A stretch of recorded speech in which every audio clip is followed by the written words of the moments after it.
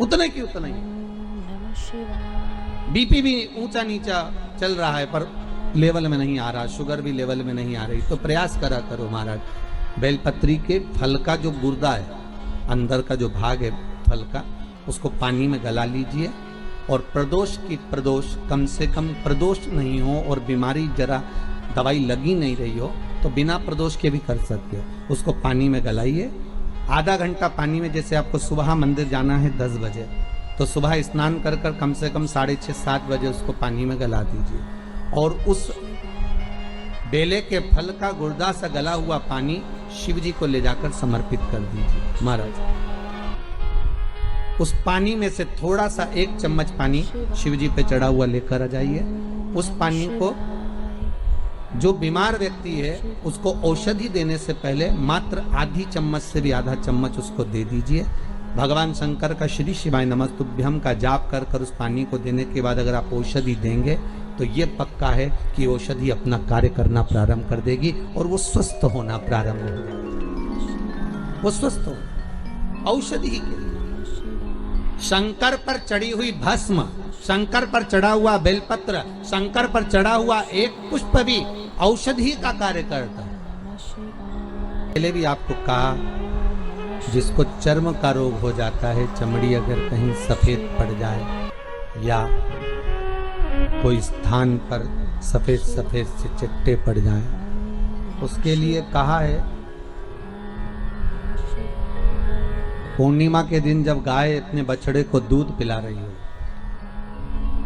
बछड़े के मुख में जो फेन आ जाता है वो फेन चम्मच में ले लीजिए और उस फेन को पूर्णिमा की रात्रि को 12 बजे शरीर पर लगा लें, जहां जहां सफेद दाग हो या चट्टे हो।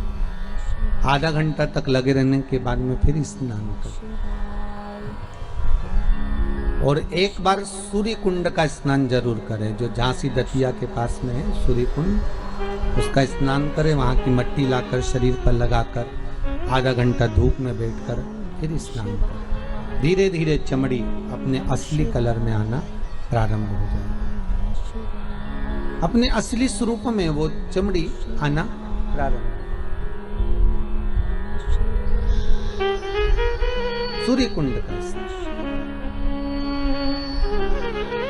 शिव महापुराण की कथा कह रही है कि 100 वर्ष की आयु में 50 साल तो तुम्हारे सोने में निकल जाते हैं। अरे बोलो सही है कि गलत है? 50 वर्ष सोने में निकल, बचे कितने तुम्हारे पास में? 50।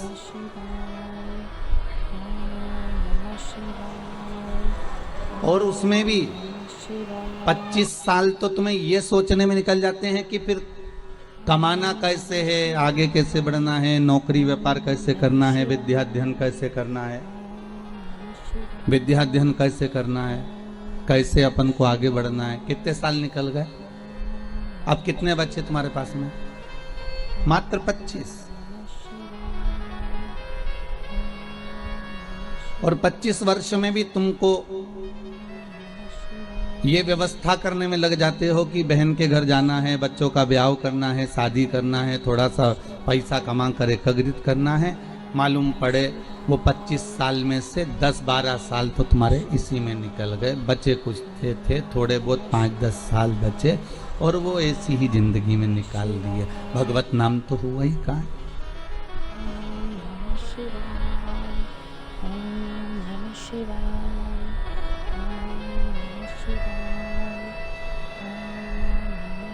चौबीस घंटों में से कुछ समय हमने सोने में निकाल दिया, कुछ समय हमने भोग और विलास में निकाल दिया, कुछ समय हमने कमाने में निकाल दिया। समय हाथ से जाता रहा।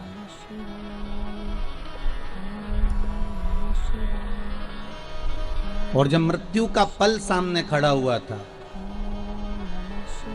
यमराज बनावे बंदी और काया हो गई गंदी, मेरे प्राण छूटे भोलेनाथ तो तुम नंदी लेकर आ जा।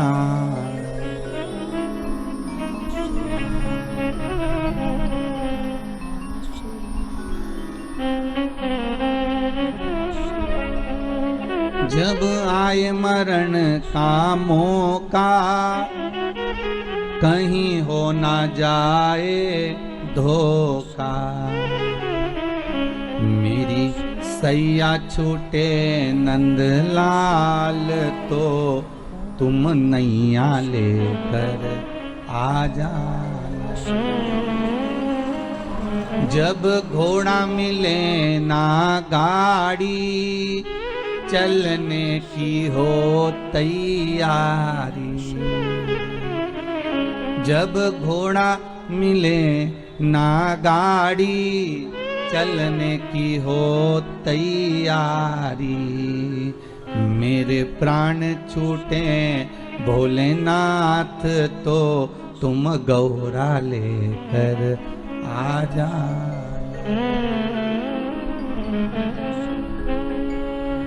और इस भजन की एक लाइन सबसे सुंदर है, उसको आप भी ध्यान रखिएगा हमारा। जब तन में उठेगी ज्वाला, कोई पास न आने वाला।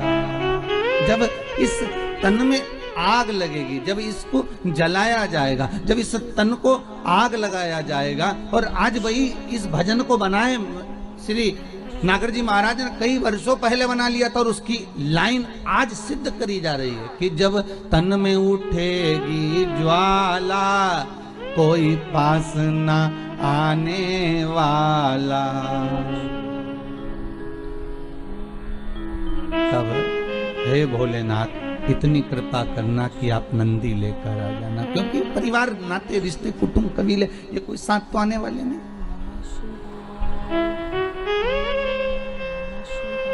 कौन साथ देगा आपको?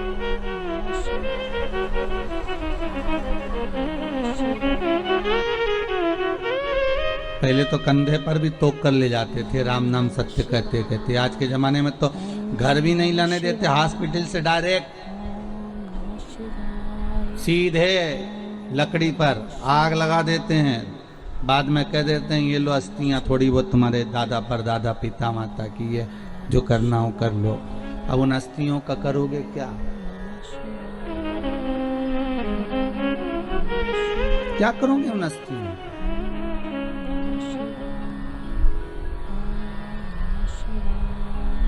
जब तन में उठेगी ज्वाला, कोई पास ना आने वाला। सारे दूर खड़े खड़े देखते रहेंगे, आग लगाकर थोड़ी दूर पर खड़े हो जाएंगे, कोई साथ नहीं देगा।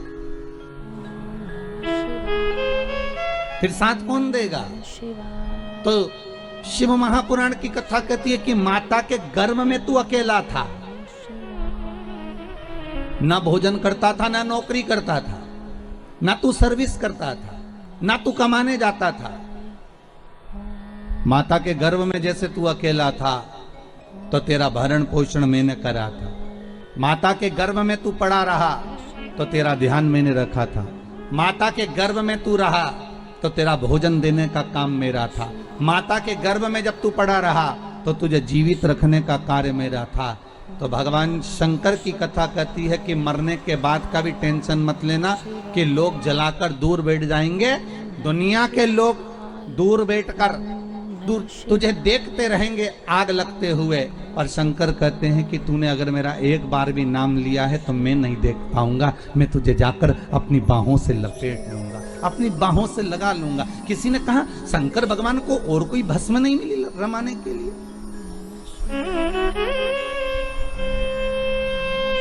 शंकर भगवान को और कोई भस्म नहीं दिखी रमाने के लिए?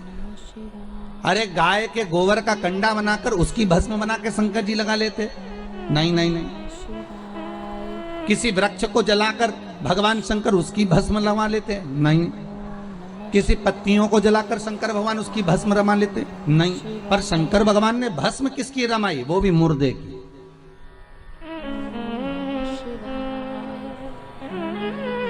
आखिर क्यों? किस लिए?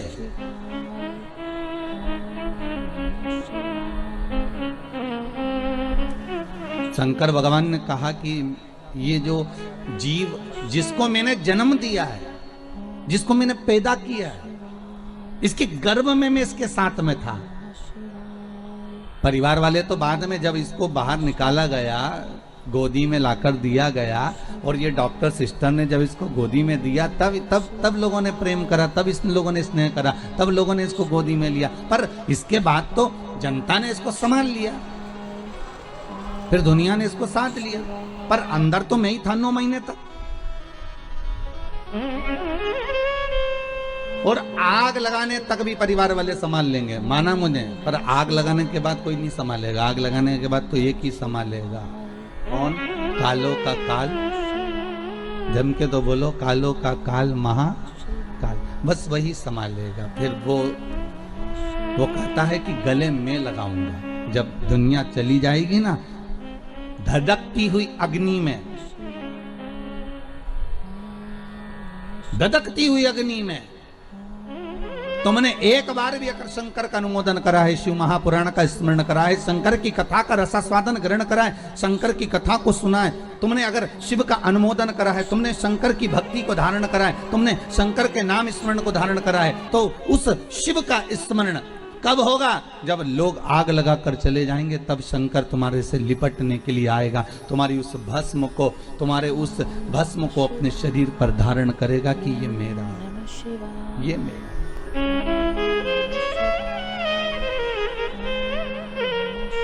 ये जो भस्म है इसके शरीर की, ये मेरी द्वारा दी हुई है, मेरी।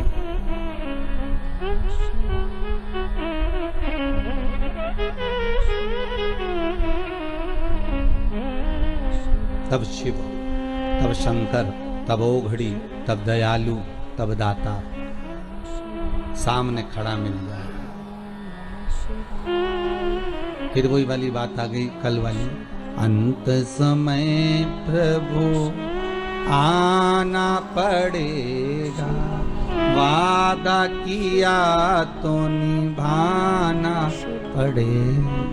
अंतिम समय में आपको आकर हमारे से जो वादा किया गया है उसको निभाना पड़ेगा। तो भगवान भी कहते मैं निभाऊंगा, मना नहीं है, पर पहले तेरी चित्तवृत्ति में मैं समाहित होना चाहिए।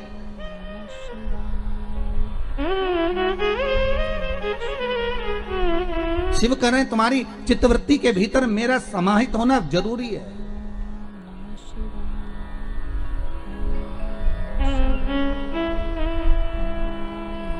अग्नि में, तलातल में, रसातल में, वायुचर में, थलचर में, जलचर में, प्रत्येक जीव में एक शंभु ही तो है, केवल एक शंभु।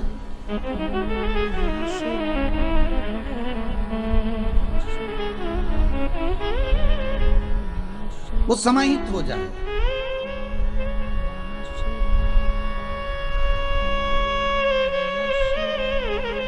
पांडे तारा में अखबार आता है क्या? अरे बोलो तो, अखबार आते हैं, पढ़ते हैं यहाँ? अच्छा, शहरों में भी लोग बहुत पढ़ते हैं, गांवों में भी बहुत पढ़ते हैं अखबार। जहां अखबार छपता है ना, वहां पर बहुत बढ़िया कोरा कागज आता है, बहुत बढ़िया, और उस कोरे कागज पर फिर न्यूज छापी जाती है। बोलो सही है कि गलत है? अरे बोलो तो, सही है ना? वहां न्यूज छापी जाती है। कितने अखबार निकलते हैं, ढेर। इतना कोरा कागज अखबार की उस कंपनी में, उस फैक्ट्री में आता है, उस छपाई मशीन में आता है, ढेर अखबार आएगा और लोग उस पर अखबार पर न्यूज छापेंगे।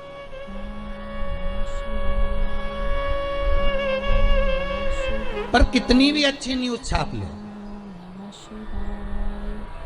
कितनी भी बढ़िया न्यूज छाप लो, आखिरी में उस अखबार के कागज पर पोया जलेबी ही खाएंगे। अरे बोलो सही है कि गलत है? मुरमुरा ही खाएंगे। उस अखबार के कागज पर तुम कितनी भी बढ़िया न्यूज छाप लो, पर वो अखबार के कागज पर भले कितनी भी जोरदार न्यूज छापो, अच्छी से अच्छी छापो, पर उस पर लोग मुरमुरा खाएंगे, या फिर पोया खाएंगे, या समोसा खाएंगे, कचौड़ी खाएंगे, जलेबी खाएंगे, या उस पर कुछ भी रखकर खाएंगे, पर वो अखबार का टुकड़ा बाद में किसी काम का नहीं रहेगा, फेंक दिया जाएगा। बोलो सही है कि गलत है? उसकी जो शांति वो घट गई, उसमें पोया जलेबी खाया गया। और मान लो जो कोरा कागज अखबार की फैक्ट्री में गया, जो कोरा कागज उस अखबार के कंपनी में गया,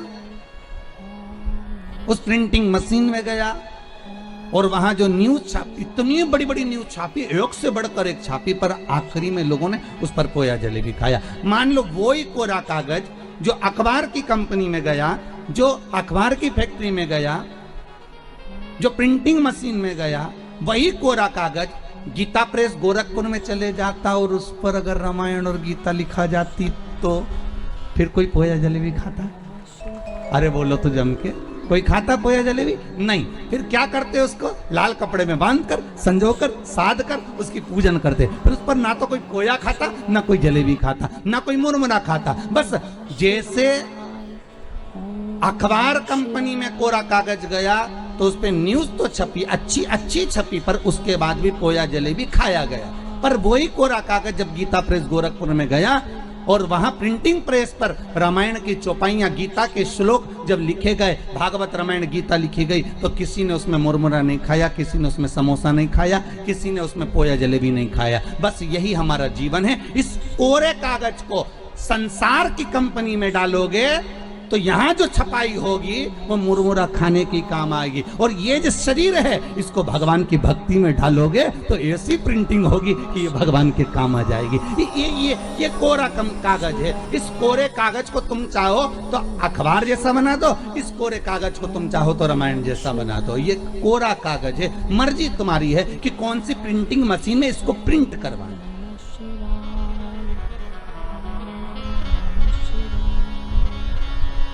आप कौन सी कंपनी में इसको भेज रहे हो ये आपके हाथ में। जब तक तुम शिव महापुराण की कथा में बैठे हो तब तक तुम चिंता मत करना, ऐसा लगेगा तुमको गीता प्रेस गोरखपुर में छपाई चल रही है। तुम्हारी ये मन जो कोरा है ना, इस पे पूरी छपाई चल रही है। और जब तक तुम कथा में बैठे हो, जब तक तुम सत्संग में बैठे हो, जब तक तुम भजन में बैठे हो, जब तक तुम नाम जाप में बैठे हो, भले तुम टीवी के सामने बैठकर भगवान की भक्ति को धारण कर रहे हो, भले तुम टीवी के सामने बैठकर कथा सुन रहे हो, तो भी तुम्हारे घर के बेटे, तुम्हारे घर की बहुएं, तुम्हारे घर के पोता पोती सब एक ना एक बार मुंह से कही देंगे कि हमारी अम्मा का रोज का काम है टीवी पर कथा आती है ना तो कथा जरूर सुनती है। सियोर वाला महाराज की कथा ही, शिव महापुराण की कथा ही, और ये अम्मा हमारी कथा सुनने बैठ जाती है। हमारी अम्मा का ऐसा मन है। बहुआ, कई बार बहुएं भी मोबाइल पर कथा सुनती, सास भी कहती है हमारी बहू की इतनी अच्छी आदत है, रात्रि को सोने से पहले आधा घंटा कथा सुनती है। भले वो बहू दिन में क्या काम कर रही है, नहीं कर रही है, सास दिन भर क्या कर रही है, उसकी चर्चा नहीं होगी। चर्चा उसी की होगी जो तुम सत्संग में लगे हो, चर्चा उसी की होगी जो तुम धर्म में लगे हो, चर्चा उसी की होगी जो तुम संकीर्तन में लगे हुए हो, और किसी चीज की चर्चा नहीं है। इस कोरे मन को, इस कोरे शरीर को, इस कोरी चित्त वृत्ति को, इस मन को, आपका मन है कि आप अखबार जैसा इस पे न्यूज छापना हो तो न्यूज छापो, संसार की बातें करना हो तो संसार की बातें करो। उनकी अम्मा ने ऐसा कर दिया, उनकी बहू ऐसी कर गई, बताओ उनकी लड़की ने वहां शादी कर ली, बताओ उनने इतनी फैक्ट्री खरीद ली, बताओ उनने ऐसा कर लिया। ये न्यूज है, छापे जाओ। ये किसी काम आएगी क्या? जितनी छापोगे उतने लोग कहेंगे आओ ये तो दिन भर बुराई करे, इसका तो ऐसे ही काम है। और कोई अगर भगवान के भजन में लगा रहे, कोई अगर सत्संग में लगा रहे तो लोग कहेंगे वाह वाह कितना जोरदार, बढ़िया, भगवान की भक्ति में डूबे हुए, भगवान का भजन कर। ये मन तुम्हारा है, ये चित्तवृत्ति तुम्हारी है। इस मन को तुम कहाँ लेकर जाना चाहते हो? इस चित्तवृत्ति को आप कहाँ लेकर जाना चाहते हो? आप इस पे अगर चाहो तो पोया जलेबी भी खा सकते हो, आपका मन है। अगर आप चाहो तो गीता प्रेस गोरखपुर की छपाई करवा कर, अर्थात राम नाम कृष्ण नाम का स्मरण कर कर, शंकर के नाम का स्मरण कर कर, इस मन को जैसे संत तुकाराम, नामदेव, मीरा, कर्मा, नरसिंह मेहता, ध्रुव, प्रहलाद, इन्होंने अपनी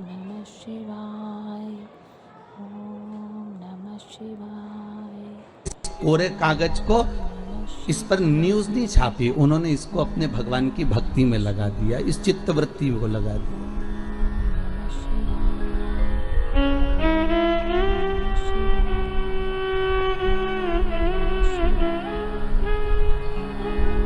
फिर उन्होंने इस संसार सागर से कोई मतलब रखा ही नहीं। फिर तो उनकी चित्तवृत्ति में जो समाहित हुआ वो केवल भगवत नाम, फिर कुछ सूझा ही नहीं। बल्कि और इंद्र को आना पड़ा, वो ध्रुव और प्रहलाद के पास में। और इंद्र को आकर कहना पड़ा कि हमको कुछ आपसे मांगना है। तो पूछ लिया ध्रुव जी ने, पूछ लिया प्रहलाद जी ने, आपको क्या चाहिए, बोलो क्या दिया जाए, क्या प्रदान करा जाए।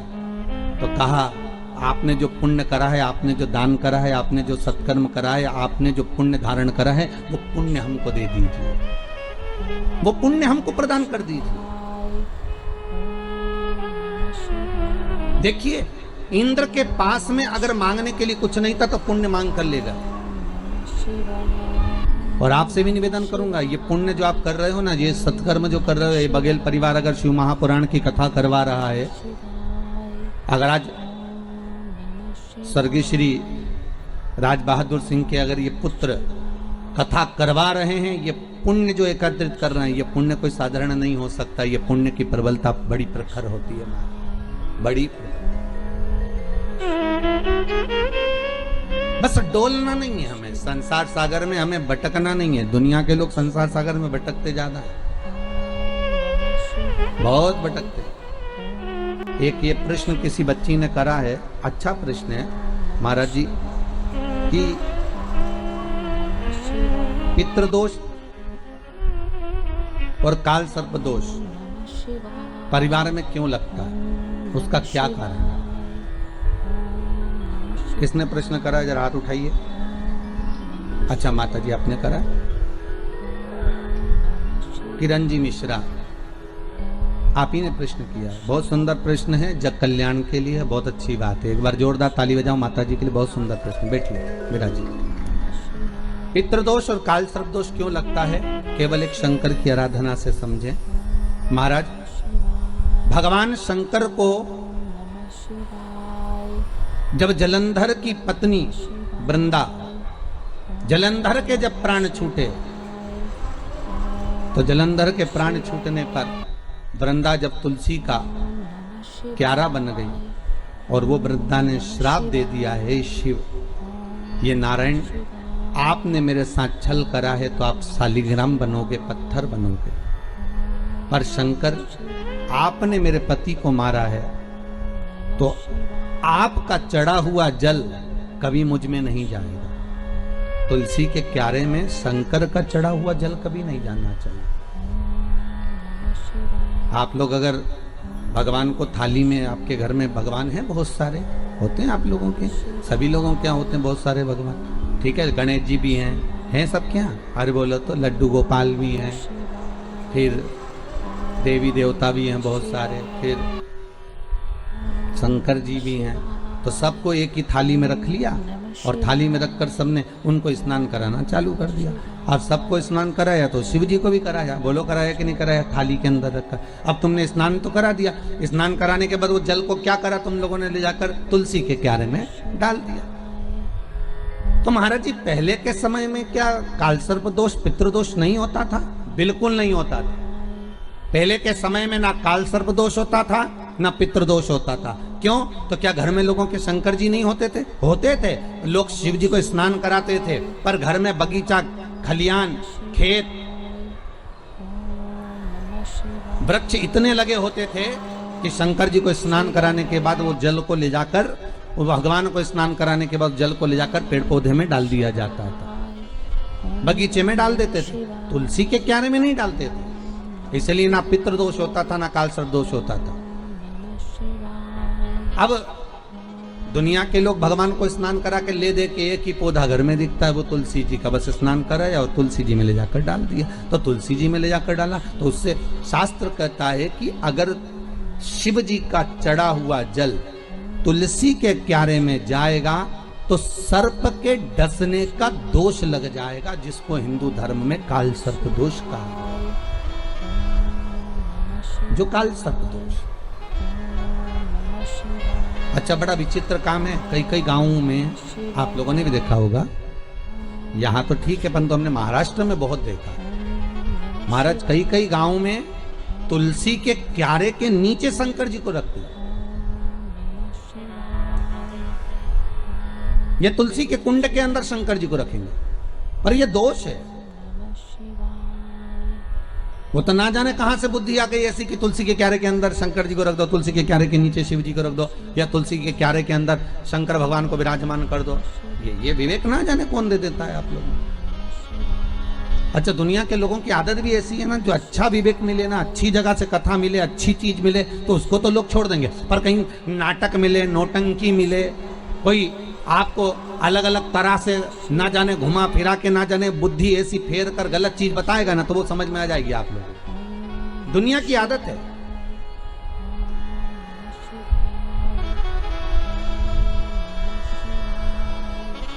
अरे जरा सा गलत देखने पर अश्वत्थामा की बुद्धि फिर सकती है। रात्रि के समय पर अश्वत्थामा बैठे हुए थे,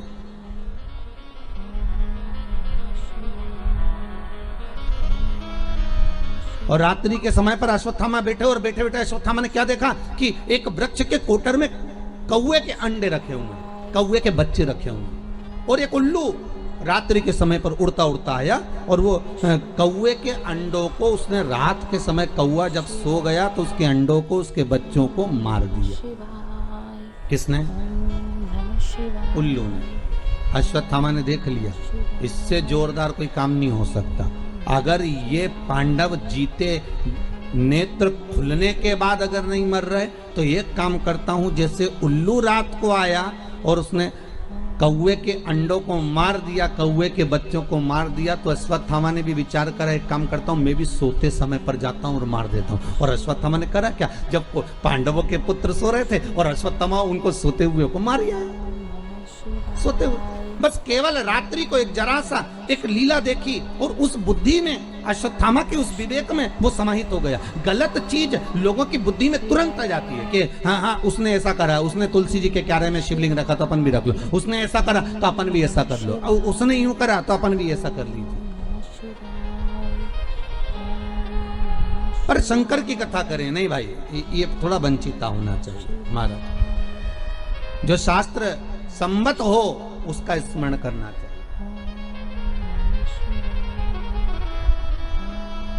पहले के समय में दो दोष नहीं रहते थे, ना पितृदोष रहता था, ना काल सर्प दोष रहता था। काल सर्प दोष कब आया? जब आप लोगों ने भगवान का चढ़ा हुआ जल, शिव जी का चढ़ा हुआ जल तुलसी में चढ़ाना प्रारंभ करा, तब काल सर्प दोष आया। और पितृदोष पहले नहीं होता था। क्यों? क्योंकि लोग घर के मटके में से, घर के हंडे में से, घर के परिंडे में से लोटा भरकर पानी लेकर जाते थे और शंकर को चढ़ाते थे। घर का जो रसोई घर होता था वो बीच केंद्र में होता था, रसोई घर घर के मध्य में होता था, तो वहां से जब पानी लेकर जाते थे, वो परिंडा, मटका, हंडा पितरों का स्थान माना गया है। वहां से जब पानी भरते और ले जाकर शंकर जी को चढ़ाते, तो पूरे घर में से पानी निकलकर जब शिव को चढ़ने के लिए जाता था, तो पूरे घर का वास्तु दोष, पितृदोष समाप्त हो जाता था। अब आज के जमाने में मंदिर का लोटा उठाकर, मंदिर का पानी भरकर शंकर जी को चढ़ा देते हैं, तो ना वास्तु दोष समाप्त होता है, ना पितृदोष समाप्त होता है, ना काल सर्प दोष समाप्त होता है। पहले भी कथा में कहा, परसों की कथा में कहा कि लक्ष्मी जी अपने पास का अगर कोई सामग्री शिव जी को चढ़ा देती तो शंकर प्रसन्न हो जाते, पर लक्ष्मी जी ने करा क्या? जल भी लाई तो पार्वती की यहाँ से लाई। लक्ष्मी जी अगर जल लेकर आ रही है तो पार्वती की यहाँ से लेकर। आपके पास में जो है आप शंकर को वो समर्पित करो। आपके पास में जो हुआ वो शंकर को दीजिए। और शंकर एक बात और कहते हैं कि मुझे दिखावा कर कर मत दीजिए, जो आपके पास में है, जो अपना है वो दो।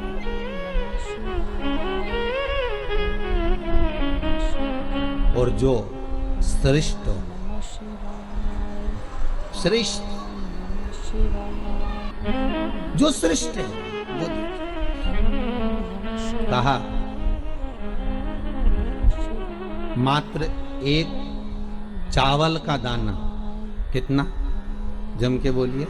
एक चावल का दाना शंकर जी को चढ़ाओ, पर आखा चढ़ाओ। कैसा चढ़ाना है? आखा, मतलब खंडित नहीं होना चाहिए। एक बेलपत्र शिव जी को चढ़ाओ, पर आखी चढ़ाओ। 4 दिन में आज हमारा दिल बड़ा खुश है। 5वें दिन। उसका एक कारण है। 5 दिन से 4 दिन से शंकर जी पे जो बेलपत्र चढ़ रही थी पोथी पर, वो सब जजमान जो तोड़ कर दे देते थे, खंडी टूटी फूटी सब चढ़ जाती। पर आज भले छोटी सी बेलपत्र है, पर आज जो चढ़ी है बाबा की कृपा से वो पूर्ण चढ़ी है। तो आज दिल खुश हो गया ये देखकर कि शिव महापुराण पर आज जो बेलपत्र समर्पित करी वो भले कम चढ़े, भले कम चढ़ा, एक चावल का दाना चढ़ा पर आखा चढ़ा।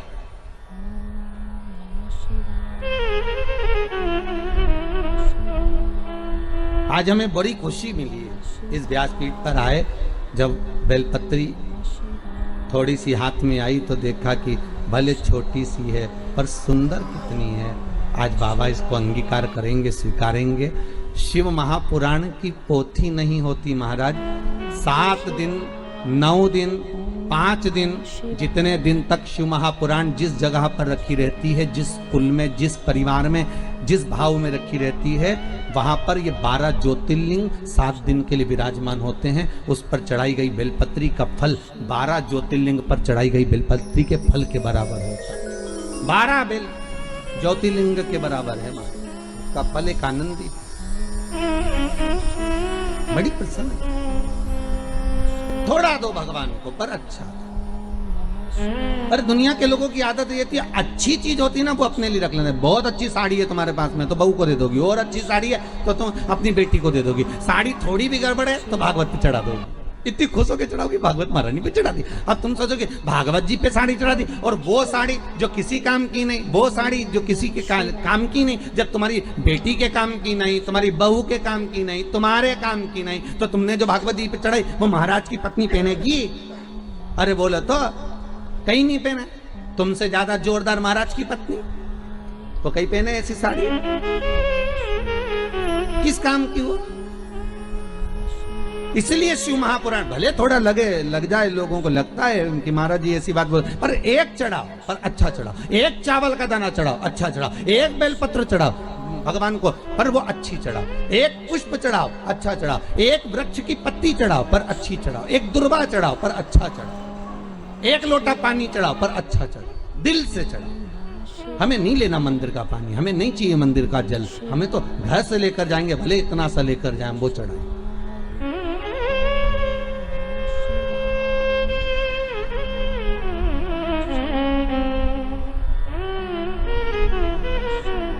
गुरु पूर्णिमा पर जब सीहोर लोग आते हैं गुरु पूर्णिमा महोत्सव मनाने के लिए, गुरु दीक्षा के समय पर, तो वो अपने अपने घर से बोतल में भी पानी भर कर लेकर आते महाराज। उनका भाव कितना शुद्ध होता है कि यहाँ हम आए हैं तो बाबा के आनंद लेवे, चरण धोवे से तो हमारी जल हो गए, भगवान का स्नान करावे तो हमारा ही जल हो गए। ये भाव है।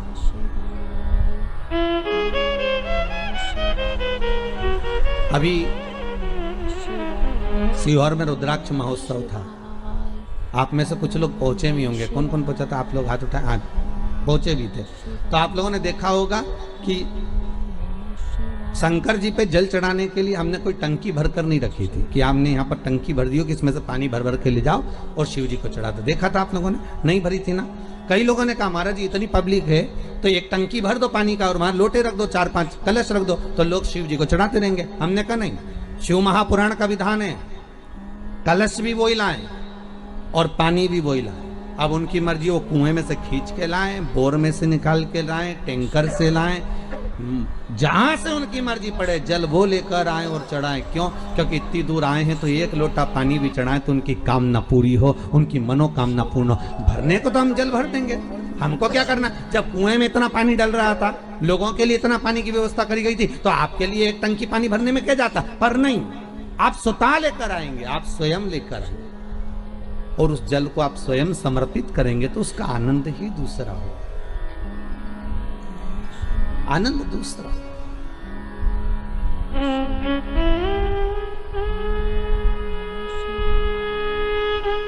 गंगा जली खोली है कभी किसी ने?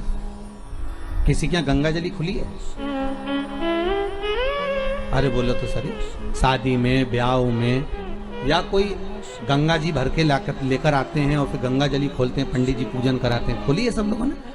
तो गंगा जली खोलते हैं तो उस गंगा जली के खोलते समय गंगा जी का सुहाग चढ़ाते हैं। बोलो चढ़ाते कि नहीं चढ़ाते? साड़ी चढ़ाएंगे, बिछुड़ी चढ़ाएंगे, चूड़ी चढ़ाएंगे, सब चढ़ाएंगे, फिर लोटा भी भरेंगे, फिर कलश पूजन भी होगी, फिर गंगा जी को लेके भी आएंगे, फिर मैया आती भी है, शरीरों में लोग हिलते भी हैं, सब कुछ होता है। फिर वहां पर गंगा जी की अगर वस्त्र चढ़ाया, गंगा जी का सुहाग चढ़ाया, गंगा जी की पूजन करी, तो साथ में एक की पूजन और होती है, वो भागीरथ जी की होती है। बोलो होती कि नहीं होती?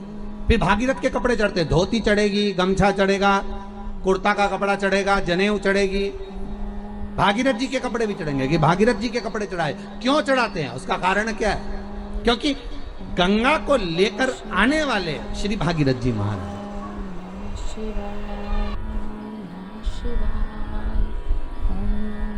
अगर हम केवल गंगा की आराधना कर लेंगे तो गंगा उतना फल नहीं देगी जितना देना चाहिए। अगर हमने भागीरथी गंगा का स्मरण करा कि हे भागीरथ महाराज, आप गंगा को लेकर आए थे, 60,000 काकाओं के उद्धार के लिए लेकर आए, राख के ढेर बन गए थे संत के, केवल एक दृष्टि से वो राख के ढेर बने, 60,000 काकाओं का उद्धार। हे गंगा मैया, भागीरथ जी महाराज लेकर आए गंगा को। तो इसलिए हमारा हिंदू धर्म कहता है कि जब गंगा जली खोली जाती है, गंगा की पूजन करी जाती है, गंगा जली का उत्सव जब करा जाता है, तो सबसे पहले भागीरथ की पूजन करी जाती है कि भागीरथ महाराज इस गंगा को लेकर आए हैं। तो हे भागीरथ जी, आप गंगा को लेकर आए, आप ही से सीखकर हम गंगा जी को हरिद्वार से, प्रयागराज से, इलाहाबाद से हम भरकर लेकर आए हैं। ऐसी कृपा करना गंगा मैया, जैसे आपने भागीरथ बाबा के 60,000 काकाओं का उद्धार करा था, वैसे हमारे पूर्वजों का भी उद्धार कर देना। इस भाव से हम गंगा जी की पूजन करते हैं, भागीरथ के साथ करते हैं, अकेली गंगा नहीं पूजते।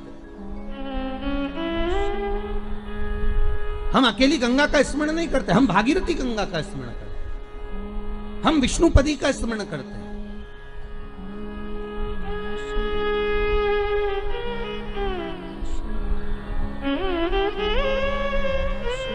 तू अकेली ना रहे, सर्व जगत के सुख के लिए तू आनंद देने वाली मां है प्रगति।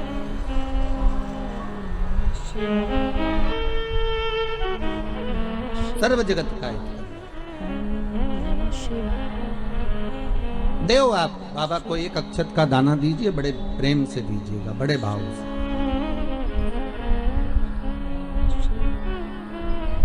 एक साधे सब सधे, सब साधे विसरा। आप अगर शिव जी का भजन कर रहे हो तो शंकर की भक्ति में ऐसे डूब जाओ, ऐसे डूब जाओ कि फिर शिव के सिवा कोई सुहाए। शंकर की भक्ति में ऐसे डूब जाओ, हर एक में शंकर दिखे। कृष्ण की भक्ति में ऐसे डूब जाओ कि हर एक में कृष्ण नजारा। राम की भक्ति में ऐसे डूब जाओ कि सब जगह राम नजारा। पर जितना एक जगह पर आप जाते रहोगे, वहां से आपको जो प्राप्त होगा वो सुख का आनंद ही कर देगा। सुखानंद, शिव महामृत्युंजय। अरे मार्कंडू जी के पुत्र मार्कंडे जो शंकर की आराधना में डूबे हुए थे, जिनकी उम्र कम थी, जिनकी आयु मात्र 12 वर्ष की थी और प्राण छूटना थे, और वो मार्कंडू जी के पुत्र मार्कंडे जी भगवत स्मरण में ऐसे डूब गए कि उनके मुख से महामृत्युंजय मंत्र का उद्घोष हो गया।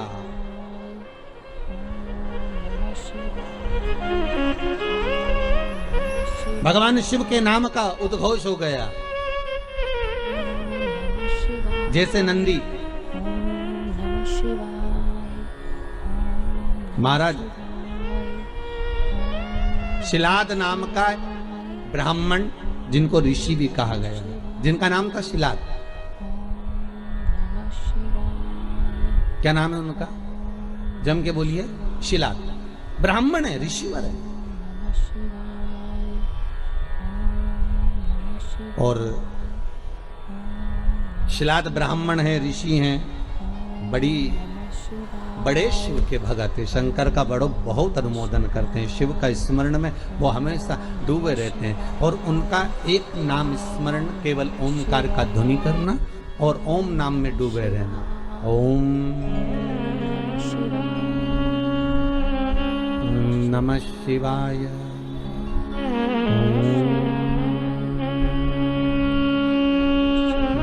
नमः शिवाय, ओम शिवाय। भगवान शिव की भक्ति में डूब गए।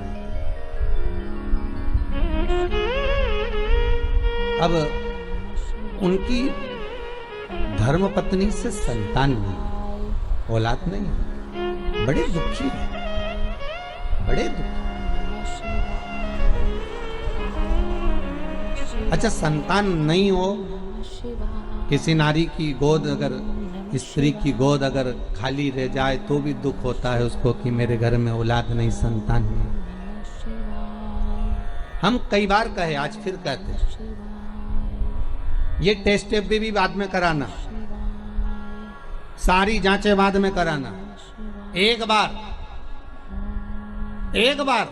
संकट